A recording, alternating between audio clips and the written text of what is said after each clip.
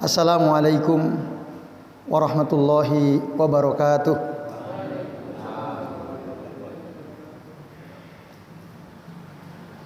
Innal hamdalillah nahmaduhu wa nasta'inuhu wa nastaghfiruh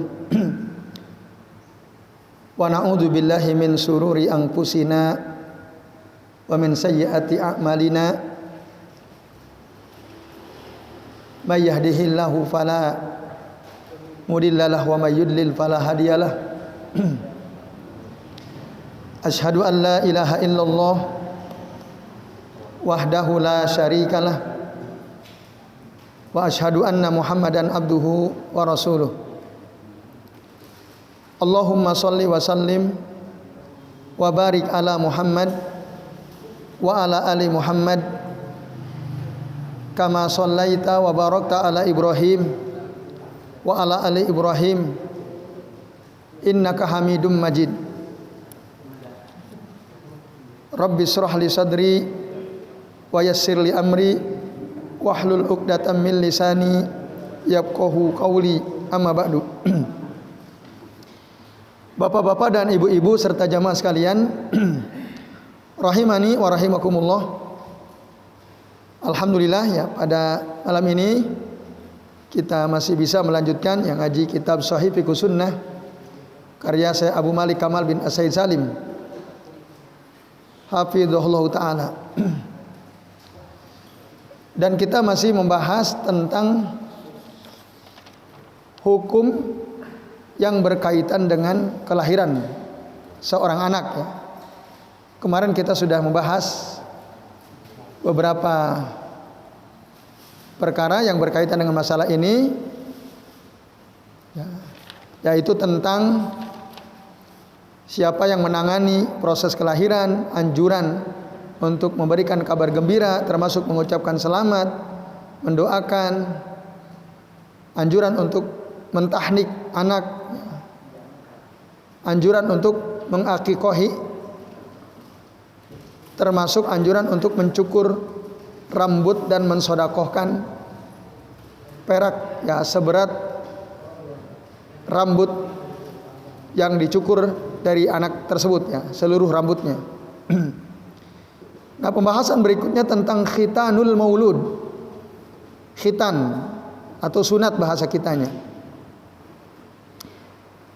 Syekh Abu Malik mengatakan qad waradat ba'dul ahadisi istihbabi khitanihi yauma sabi'i. Ada beberapa hadis yang menjelaskan tentang anjuran mengkhitan seorang anak pada hari ke-7 yauma sabi'i.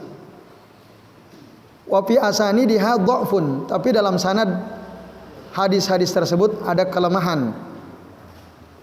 Walaupun parubbama tuqawwi ba'dhuha bi ba'din min dzalik. Walaupun bisa jadi saling menguatkan satu sama lain. Tapi yang jelas hadisnya adalah hadis yang lemah, dalam sanadnya ada kelemahan. Misalnya salah satu hadis yang menjelaskan khitan adalah hadis riwayat Imam At-Tabrani dan Imam Al-Baihaqi. Di sana disebutkan anna Rasulullah sallallahu alaihi wasallam, bahwasanya Rasul sallallahu alaihi wasallam aqqa anil Hasani wal Husaini wa khatanahuma li sab'ati ayyamin. Rasul menyembelih kambing atau akikah untuk Hasan dan Husain dan mengkhitan keduanya li sab'ati ayyamin, ketika sudah 7 hari. Ini hadis dikeluarkan oleh Imam At-Tabrani juga oleh Imam Al-Baihaqi, tapi di dalam sanadnya ada kelemahan. Nah, ini Bapak Ibu dan jamaah sekalian rahimani wa rahimakumullah. Nah, terutama terkait dengan masalah harinya. Sementara kalau hukum khitannya itu sendiri disebutkan dalam hadis sahih riwayat Imam Bukhari dan Muslim. Nabi mengatakan al-fitratu khamsun. Fitrah itu ada 5. Al-khitanu wal istihdadu wa natful ibti wa qassu syaribi wa taklimul azfar. Jadi fitrah itu ada 5 kata Nabi berdasarkan hadis riwayat Abu Hurairah radhiyallahu anhu. Yang pertama al-khitan. Khitan itu adalah fitrah. Yang kedua wal istihdad. Istihdad itu mencukur bulu kemaluan. Yang ketiga wanatful ibti, membersihkan bulu ketiak, mencabuti bulu ketiak. Yang keempat waqassu syaribi, mencukur kumis. Dan yang kelima wataklimul azfar, menggunting kuku jari tangan dan jari kaki. Nah, ini hadisnya sahih Bapak Ibu. Riwayat Imam Al-Bukhari dan riwayat Imam Muslim. Maka dengan demikian khitan itu adalah bagian daripada perkara yang mustahab, dianjurkan. Bahkan para ulama kebanyakan mereka mengatakan al-khitanu min muakkadati sunanil mursalin. Khitan itu adalah bagian daripada sunnah-sunnah para rasul yang ditekankan. Wa min fitratil Islam, dan termasuk bagian daripada fitrah Islam allati la yasa'u tarkuha fir rijal, yang tidak boleh ditinggalkan pada kaum laki-laki terutama. Kemudian Ibnu Abdul Bar dalam kitab At-Tamhid mengatakan ajma'al ulama ala anna Ibrahim alaihi salam awwalu man ikhtatan. Para ulama sepakat bahwa Nabi Ibrahim adalah orang yang pertama kali berkhitan. Nabi Ibrahim. Awwalu man ikhtatana. Itu kata Ibnu Abdul Bar dalam kitab beliau At-Tamhid ya. Lalu bagaimana dengan wanita? Apakah kaum wanita juga dikhitan? Ya. Dalam kitab Al-Ifadah bima yusra'u fi'luhu ayyamal wiladah, kitab karya Syekh Adil bin Abdullah Al-Ghamidi, ya, beliau mengatakan bahwa khitan bagi anak wanita juga masyru'. Ya, jadi yusra'u al-khitanu lil banat, juga disyariatkan khitan untuk anak perempuan. Nah, apa dalilnya? Satu, berdasarkan hadis riwayat Imam Muslim. Nabi SAW mengatakan, ini dari Aisyah radhiyallahu anha. Kata Aisyah, qala an-nabiy sallallahu alaihi wasallam, idza iltaqa al-khitanani wajabal guslu. Kalau dua khitan bertemu maka wajib mandi junub. Maksudnya khitanan yang dimaksud di sini dua kemaluan. Kemaluan suami, kemaluan istri kalau sudah ketemu wajib mandi. Ya, walaupun mohon maaf ya, tidak sampai misalnya keluar air mani gitu ya. Bersentuhan kemaluan seorang suami dan istri, hanya bersentuhan saja, tidak sampai dukhul gitu ya, tidak sampai masuk, itu sudah wajib mandi, wajabal guslu. Nah ini penting ya bapak-bapak, ibu-ibu. Nah ini hukum. Kalau sudah ketemu walaupun tidak masuk gitu ya dan tidak keluar, itu wajib mandi junub maksudnya. Hadis rawahu Muslim. Nah, dalam hadis ini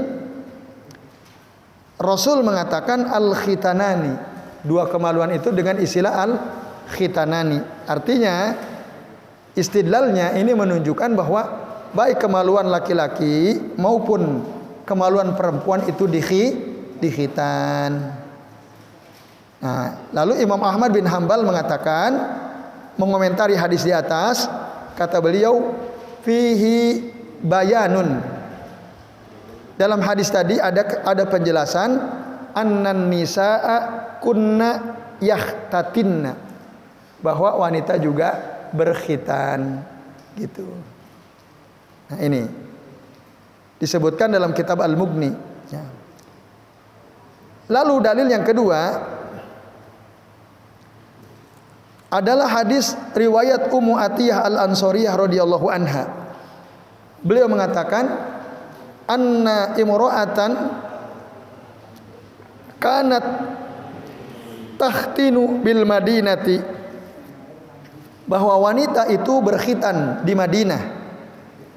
Faqala lahan Nabiyyu sallallahu alaihi wasallam, Nabi berkata kepada Ummu Atiyah Al-Ansariyah, la tunhiki, ya, janganlah kamu habiskan seluruhnya.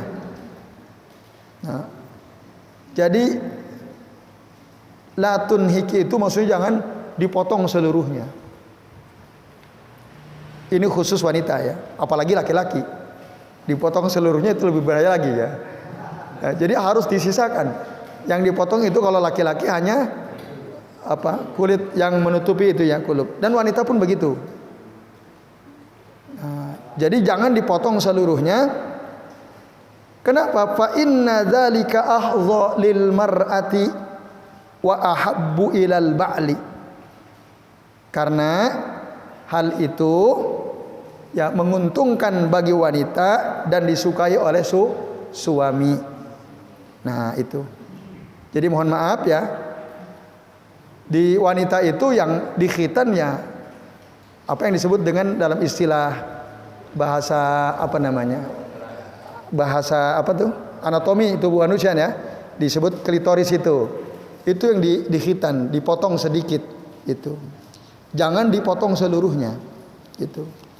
Nah, itu kata Nabi SAW dalam hadis riwayat Abu Daud dan disebutkan oleh Syekh Al-Albani dalam kitab Silsilah Al-Ahadits As-Shahihah. Nah, ini Bapak Ibu dan sekalian. Nah, kalau tidak dipotong ini berbahaya. Nah, gitu kata sebagian ulama. Karena nanti syahwatnya tak bisa terkendali kalau wanita tidak dipotong. Maka harus dipotong sedikit saja tadi.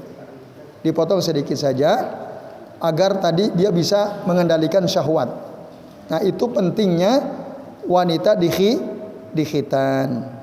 Nah, maka kata Abdullah bin Abbas radhiyallahu anhuma, al-khitanu sunnatun lirrijali wa makramatun linnisa. Khitan itu sunnah bagi kaum laki-laki dan kemuliaan bagi wanita. Kemuliaan bagi wanita. Nah, ini Bapak Ibu dan jamaah sekalian rahimani wa rahimakumullah, hadis dari atau asarus sahabah Abdullah bin Abbas ini disebutkan oleh Imam Al-Baihaqi secara marfu dalam kitab As-Sunan Al-Kubra ya. Tapi hadis ini mauquf. Dan begitu juga ada riwayat dari Hasan Al-Basri, seorang tabi'in, disebutkan dalam kitab Adabun Nisa. Kemudian Yahya bin Sa'id Al-Qattan rahimahullah mengatakan, khitanul mar'ati sunnatun la yatrukuhal muslimun. Khitannya seorang wanita itu sunnah dan tidak ditinggalkan oleh kaum muslimin. Kaum muslimin tidak meninggalkan untuk mengkhitan wanita. Rawahu Abdul Malik dalam kitab Adabun Nisa. Nah, lalu Malik bin Anas, Imam Malik rahimahullah mengatakan, al-fitratu khitanur rijali wan nisa. Di antara termasuk bagian daripada fitrah adalah mengkhitan laki-laki dan wanita. Nah, ini disebutkan dalam kitab dalam Fatwa Al-Lajnah Ad-Daimah. Ini bersalian dengan tema khitanus sibyan, mengkhitan anak-anak. Nah, jadi dengan demikian khitan juga dianjurkan bagi anak wanita, bukan hanya untuk laki-laki. Nah, baik. Kapan waktu khitan? Ada beberapa pendapat. Pendapat pertama mengatakan khitan itu dilakukan pada hari ke-7. fi yaumi sabi'ihi min wiladatil maulud, dari kelahiran.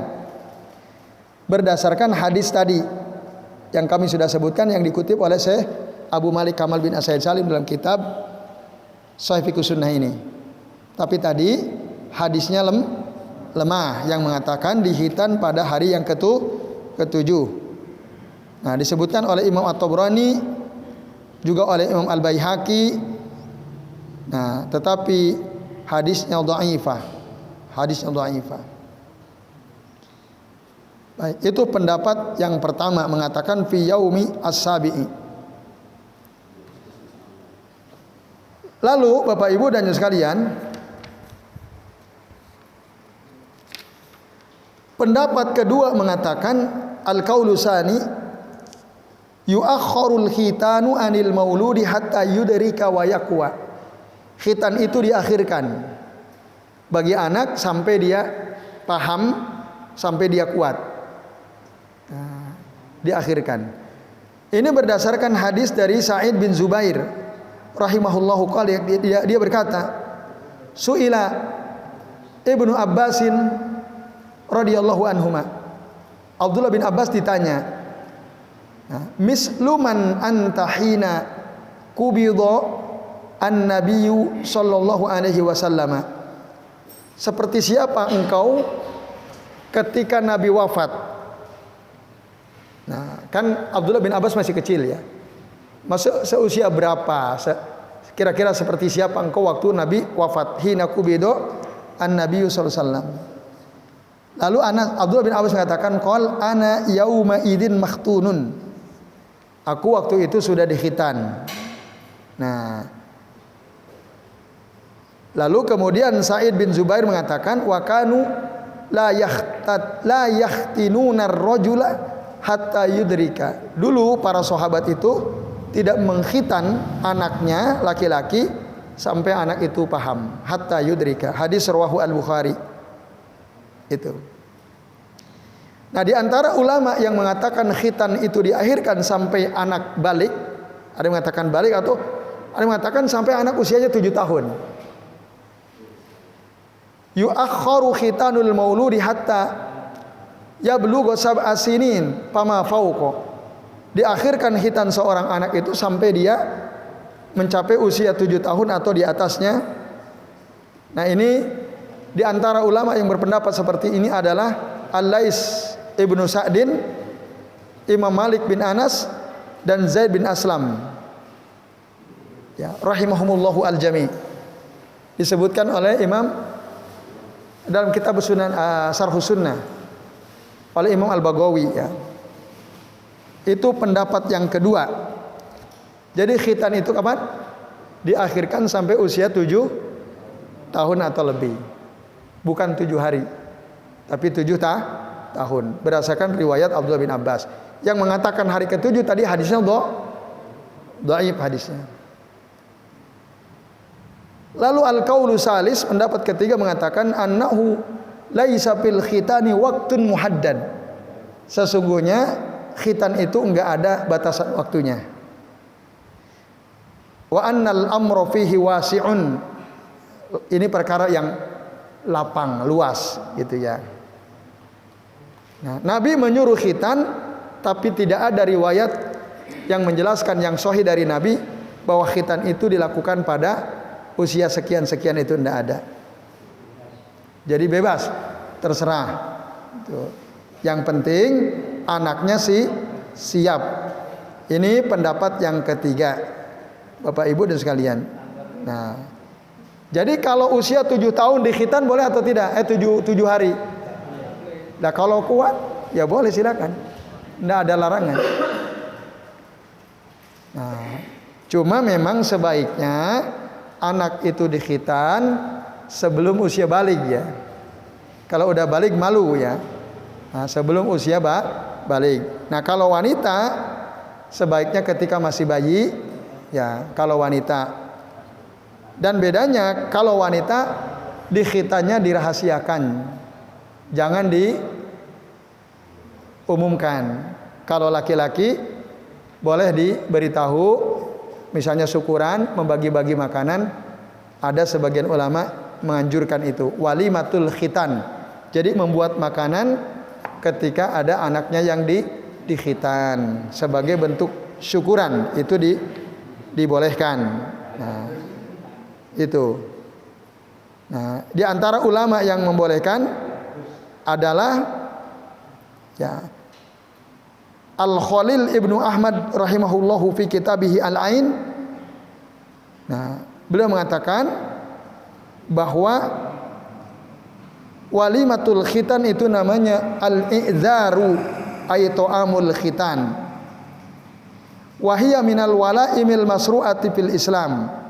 Ini di antara walimah yang disyariatkan di dalam Islam, li amali ashabin Nabi sallallahu alaihi wasallam, karena ada perbuatan para sahabat Nabi SAW. Nah ini. Jadi mereka itu ketika punya anak ya mengadakan walimah, membuat makanan sebagai syukuran atas khitan anaknya. Kadang mereka diundang, dan ketika diundang mereka hadir ya gitu. Tapi ada pendapat yang kedua ya yang mengatakan berkebalikan.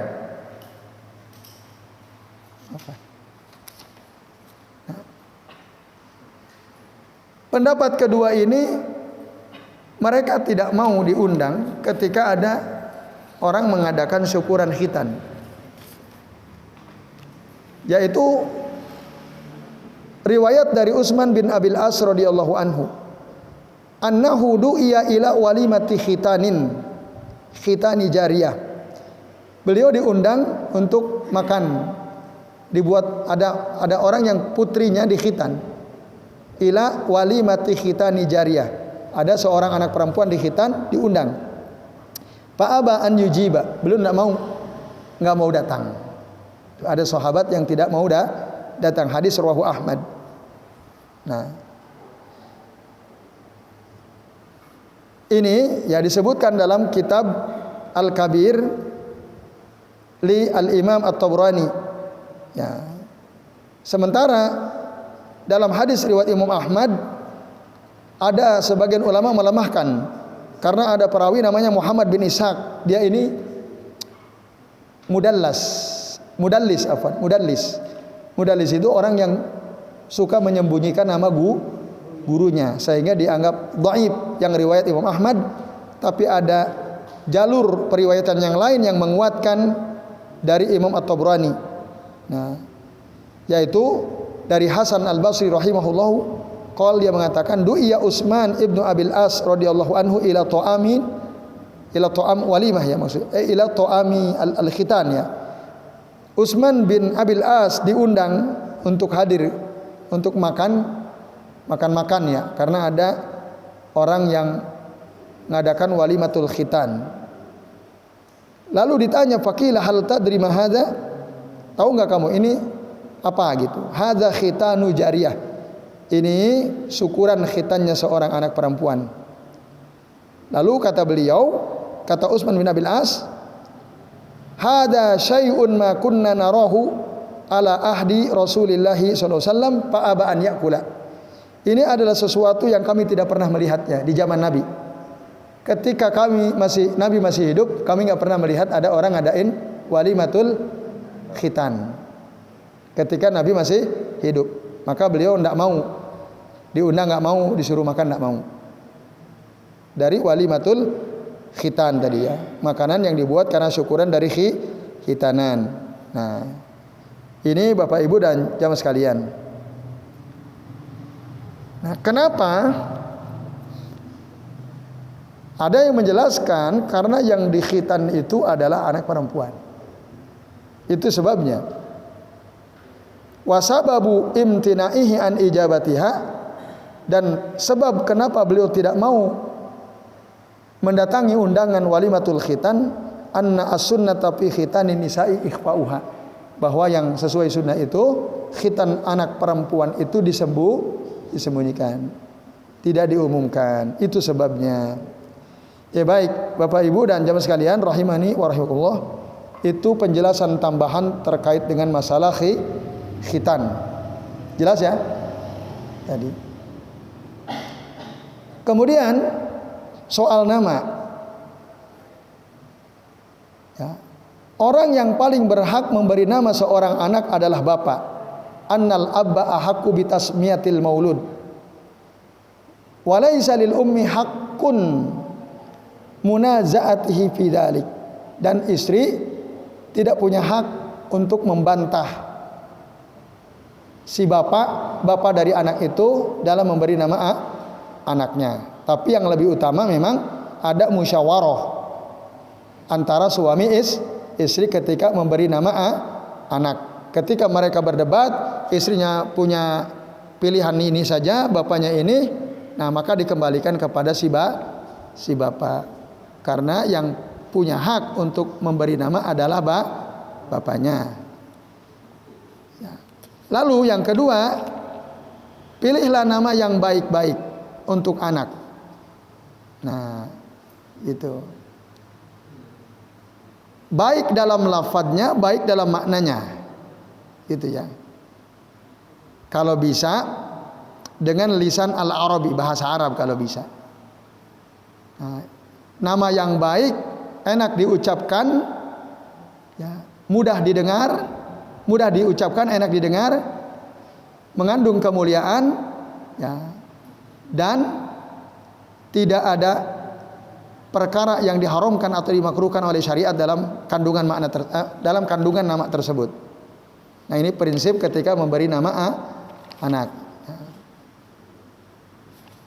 Jadi yang mudah diucapkan, enak didengar, gitu ya. Dan tidak mengandung nama yang diharamkan atau dimakruhkan. Nah, nanti akan ada penjelasan apa aja nama yang haram dan makruh. Kemudian ada urutan nama-nama. Nama terbaik adalah Abdullah dan Abdurrahman. Karena berdasarkan hadis Nabi riwayat Imam Muslim, kata Nabi, ahabbul asma'i ilallahi Abdullahi wa Abdurrahman. Nama-nama yang paling disukai oleh Allah Ta'ala adalah Abdullah dan Abdurrahman. Itu satu. Yang kedua, nama yang baik adalah nama yang dihambakan kepada nama-nama Allah Ta'ala yang baik. Ya, maksudnya dikasih kata abdun, lalu dinisbatkan kepada nama-nama Allah.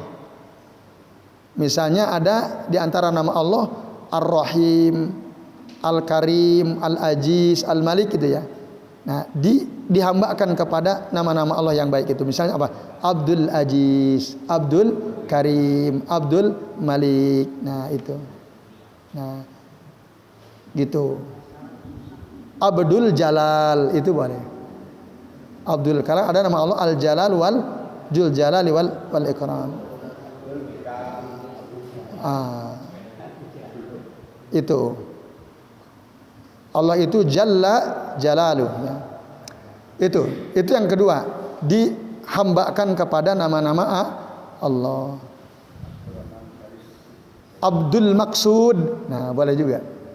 Abdul al-Maksud, maksud siapa? Allah yang dimaksud oleh seluruh makhluknya, bisa. Walaupun mungkin jarangnya orang namanya Abdul Maksud. Maksudnya yang al-Maksud di sini maksudnya Allah yang dituju oleh seluruh hambanya. Baik. Kemudian yang ketiga, nama-nama terbaik adalah nama-nama Nabi dan Rasul. Maka beri nama anak dengan nama Nabi dan Rasul. Kami punya anak, kami beri nama Musa. Nah, nama Nabi Musa. Kuat, biar kuat katanya ya. Kata kakaknya yang punya usul ya. Ya. Kemudian nama orang-orang soleh dari kalangan kaum muslimin, ya, terutama nama-nama para sahabat. Maka kami punya nama anak Bilal, nama sahabat ya, Bilal. Ada sahabat namanya Bilal bin Robah. Kami beri nama anak kami salah satunya Bilal. Nah, itu nama yang baik. Kemudian, ya, di antara nama yang baik adalah nama sifat, nama yang mengandung sifat yang baik tapi dengan syarat-syarat berikut. Satu, ya, syarat memberi nama dan adab-adabnya ketika itu mengandung sifat. Kalau bisa dengan bahasa Arab, gitu ya, tidak dengan ajami kalau bisa. Kemudian an yakuna husnal mabni wal makna. bentuk dan maknanya, kalimat dan maknanya bagus. Kemudian kalau bisa sedikit hurufnya sebisa mungkin. Maka dulu Nabi, putra-putranya, para sahabat namanya satu. Muhammad, Qasim, Abdullah, Ibrahim. Nah, begitu Umar, Utsman, Ali, kan cuman gitu toh. Itu. Oh, di Indonesia selamat gitu ya. Ya. Ya. Itu kalau sunnahnya para dulu ya, para sahabat termasuk anak putra-putra Nabi itu namanya satu ya. Termasuk putrinya Fatimah, Ruqayyah, Zainab, Ummu Kulsum. Nah, lalu yang berikutnya nama-nama yang diharamkan. Maaf, satu lagi. Tadi kalau bisa nama itu mudah diucapkan. Mudah diucapkan. Jangan sampai memberi nama anak yang bingung ucapannya. Huruf konsonan semua, nggak ada huruf vokalnya gitu. Wah, itu repot. Nggak ada huruf vokalnya ya. Nah, itu. Baik, ada nama-nama yang diharamkan. Ya. Satu, kami ringkas saja ya. Nama yang dikasih abdun tapi bukan diambakan kepada Allah. Contoh apa? Abdul Covid. Dulu waktu ada Covid, virus Covid itu kan sempat viral itu ya di medsos. Ada orang tua akhirnya memberi nama anak Abdul Covid. Nah, itu haram. Atau Abdul Muthalib. Nah, kalau dulu kakeknya Rasul, tapi kan sudah terlanjur, Rasul sudah tidak bisa merubah. Itu nggak boleh. Ya, atau Abdul Jabal. Jabal itu gunung, hambanya gunung. Nah, itu nggak boleh. Itu haram. Lalu memberi nama yang khusus untuk Allah. Misalnya Ar-Rahman, Rahman, Khalik. Tapi kalau Nur Khalik, nah itu boleh. Beliau ini kan Nur Khalik. Nah, cahaya Allah sang pencipta. Nah, itu boleh ya. Jadi cahayanya Allah sang pencipta, Nur Khalik. Tapi kalau Khalik itu nggak boleh. Maka jangan panggil beliau Khalik, jangan itu. Jadi Mas Khalik itu jangan. Mas, lebih baik Mas Nur. Itu lebih aman ya. Nah, itu hati-hati ya. Karena itu khusus untuk Allah Al-Khaliq. Nah, jangan beri nama anak dengan nama orang-orang kafir. Contohnya apa? Messi, Ronaldo. Nah, itu. Kan ada itu anak saking cintanya sama pesepak bola diberi nama dengan pemain sepak bola. Nah, sebaiknya tidak diberi nama dengan itu. Nah, kemudian jangan diberi nama dengan nama-nama patung sesembahan, Lata, Uzza, biar keren ini nama anak saya Lata gitu ya. Itu tidak boleh. Kemudian jangan diberi nama dengan nama ajam. Kalau bisa ya, bahasa-bahasa ajam. Kalau bisa sih bahasa Arab, kalau dia seorang muslim. Kemudian jangan memberi nama dengan nama yang mengandung makna pujian berlebihan kepada si anak itu. Nah, misalnya Malikul Amlak misalnya, Malikul Amlak, raja diraja gitu ya. Nah, itu kayak gitu itu nggak boleh ya. Itu. Kemudian jangan diberi nama dengan nama-nama syaitan seperti Khonzab, Akwar gitu ya. Nah, itu jangan. Nah, beri nama-nama syaitan. Terakhir, jangan memberi nama-nama yang makruh. Nah, nama-nama yang makruh itu adalah nama-nama yang ketika kita mendengar nama tersebut maknanya membuat kita merasa tidak nyaman. Ya, jijik gitu mendengarnya. Nama-nama yang jelek ya dari sisi makna.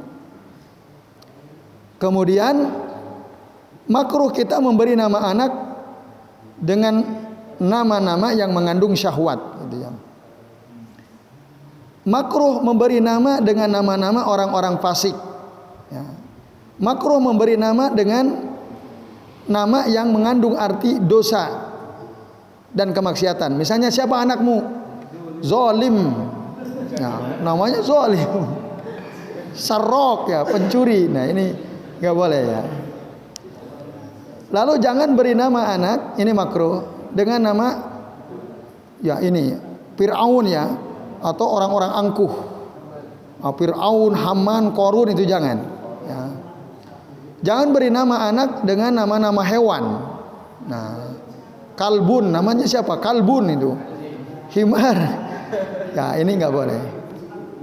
Nah ini yang, iya, ada ya. Itu jangan beri nama dengan nama-nama hewan. Nah ini yang ketujuh nih. Nah ini yang ketujuh ya. Jangan memberi nama, ini nama yang makruh ya maksudnya, adalah nama yang disandarkan kepada ad-din atau al-Islam. Misalnya apa? Syihabuddin, termasuk Hasanuddin, ini sebenarnya makruh ini ya.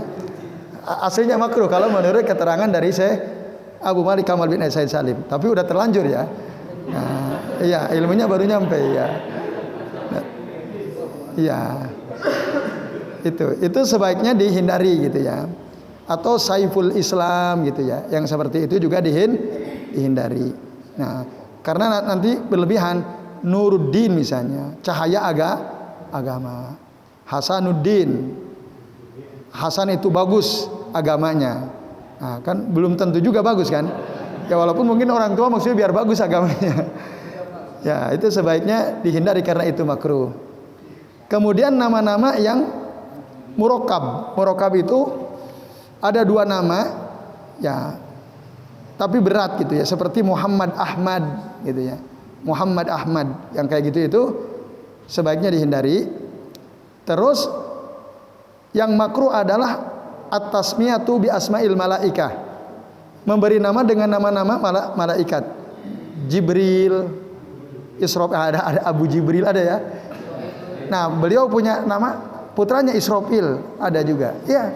Nah, ada itu tokoh ada. Tapi rahimahullah ya, beliau sudah wafat. Itu sebaiknya dihindari. Abu Jibril itu kunyahnya, ada anaknya namanya Jibril. Berarti ilmunya belum nyampe. Iya, beliau seorang ustaz ya, seorang ustaz. Saya kira sebagian kita insya Allah kenal. Dan bahkan kami kenal salah satu putranya, namanya Israfil ya. Itu makruh. Ridwan itu bukan nama malaikat, bukan. Tapi orang meyakini itu nama malaikat penjaga sorga katanya ya. Itu nggak ada dasarnya. Nah itu. Baik, yang terakhir yang nggak disebutkan di sini, tapi disebutkan di dalam kitabnya Syekh Bakar ya, Abu Zaid. Nah, Syekh Bakar bin Abdillah Abu Zaid, dia punya kitab judulnya Tasmiyatul Maulud. Nah, jadi di antara nama yang dimakruhkan adalah memberi nama anak dengan nama surah. Nama-nama surah dalam Al-Quran dari huruf al-muqatta'ah. Pawatihi suwar minal hurufil muqatta'ah. Jadi makruh memberi nama anak dengan pembuka surah dari huruf yang terpotong-potong, seperti alif lam mim, Toha, Yasin, Nun, nah, Qaf, nah itu. Tapi banyak nggak orang nama siapa namanya? Muhammad Yasin kan itu. Nah, itu makruh. Itu makruh. Lalu dikatakan, wa amma ma yadhkuruhu al-awwam anna Yasin wa Toha min asma'in Nabi sallallahu alaihi wasallam.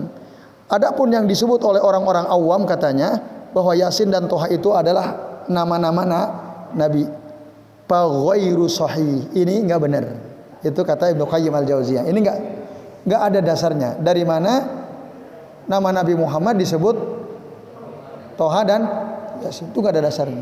Tapi memang di kitab Aqidatul Awam, Syekh Ahmad Marzuki, seorang ulama dari mazhab al-Asy'ariyah yang kelahiran Mesir, di kitab beliau itu judulnya Aqidatul Awam disebutkan nama Muhammad itu adalah Toha dan Yasin. Lalu diikuti oleh orang-orang belakangan karena kitab tersebut diajarkan di pesantren-pesantren. Gitu. Lalu ya diakhirilah bahwa Toha dan Yasin itu adalah nama Nabi Muhammad. Bukan. Itu enggak benar. Nah, kata Syekh Bakar bin Abdullah Abu Zaid, termasuk beliau mengutip ini dari keterangan Ibnu Qayyim al-Jauziyah dalam kitab Tuhfatul Maulud. Ya baik Bapak-bapak dan Ibu-ibu serta jus sekalian, sementara ini yang kita bisa bahas ya, nah maka nanti antum nanti punya anak, punya cucu, diperhatikan kaidah-kaidah ini ya. Nah, yang lebih lengkap tadi sebenarnya di kitab Tasmiyatul Maulud ya, karya Syekh Bakar bin Abdullah Abu Zaid, itu sangat detail beliau. Bahkan dasar-dasarnya disebutkan oleh beliau. Jadi saya kira ini sebelum diakhiri, apakah ada yang mau bertanya? Pak Budi silakan.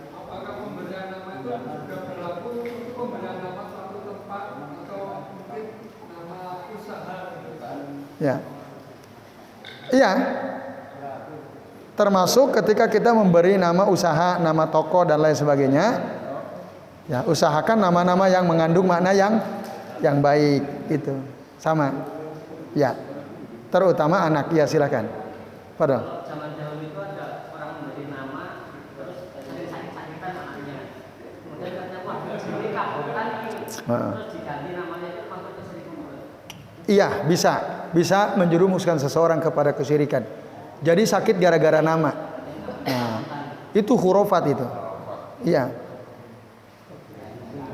Walaupun itu ilmu titen. Kata orang tua dulu, niteni biasa kalau diganti nama jadi sehat gitu ya. Nah, itu qadarullahu masya wa masya fa'ala. Nah, kemarin sempat ada seorang bapak baru istrinya melahirkan. Anaknya ini sakit-sakitan terus, telepon ke kami. Dan ini anak saya yang kedua sakit terus dan berkali-kali. Akhirnya simbahnya atau ibu saya menyuruh saya untuk mengganti anaknya. Padahal saya suka nama, dia sebutkan namanya. Itu sebaiknya saya turuti enggak kemauan ibu saya untuk mengganti nama anak saya? Alasannya apa? Tadi keberatan namanya katanya. Nah, itu yang menyebabkan anaknya sering sakit. Nah, saya bilang kalau itu diyakini, maka itu bagian daripada kesyirikan. Nah, jangan sampai itu alasannya, gitu. Kalau mau diganti boleh saja, tapi alasannya jangan karena keberatan nama. Jangan karena gara-gara dinamakan ini anak jadi sakit-sakitan. Enggak ada kaitan nama dengan sakitan. Ya orang sakit itu ini ketentuan Allah Subhanahu wa taala. Maka diobati, didoakan dan seterusnya. Ya, bukan diganti nama gitu. Nah, itu bisa menjerumuskan seseorang kepada kesyirikan kalau dia meyakini gara-gara nama itulah anaknya menjadi sering sakit. Itu wallahu a'lam bishawab. Ya, terakhir. Nama Iwan tadi kayak Hafsah sendiri. Tapi anak pertama Hafsah. Hafsah. Itu Rasulullah SAW enggak mengganti padahal Apa arti al-hafaz itu? anak singa. Hah? Anak singa. Anak singa. Walaupun saya arahnya ke anaknya Umar.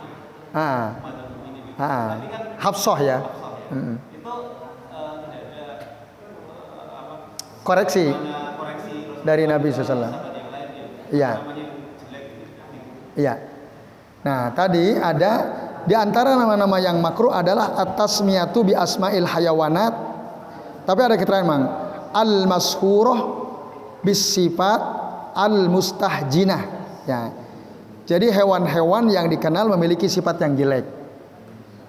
Sifat-sifat yang jelek, buruk ya. Berarti kalau hewan memiliki sifat yang baik, mafhumnya berarti boleh. Nah, tadi hafaz apa namanya? Artinya anak singa. Singa itu memiliki sifat buruk atau tidak? Ya, memangsa. Ya tinggal itu. Nanti diperhatikan. Memang salah satu putranya Umar Hafsah ya, bahkan menjadi istri Nabi SAW dan Nabi tidak mengganti. Ada beberapa istri Nabi yang oleh Nabi diganti namanya. Seperti Barroh diganti jadi Zainab. Nah, ada. Tapi Hafsah tidak diganti oleh Nabi SAW. Nah, wallahu a'lam bishawab. Nah, itu. Tadi nama hewan-hewan yang dikenal memiliki sifat yang buruk itu yang sebaiknya dihindar dan itu makruh ya. Jadi baik Bapak Ibu dan sekalian, ini sementara yang bisa kita bahas. Mari kita akhiri dengan doa kafaratul majlis. Subhanakallahumma wa bihamdika asyhadu an la ilaha illa anta astaghfiruka wa atubu ilaik. Wa sallallahu ala Muhammadin wa ala alihi wa sahbihi wa baraka wa sallama alaihim ajmain. Billahi taufiq wal hidayah. Wassalamualaikum warahmatullahi wabarakatuh. Oh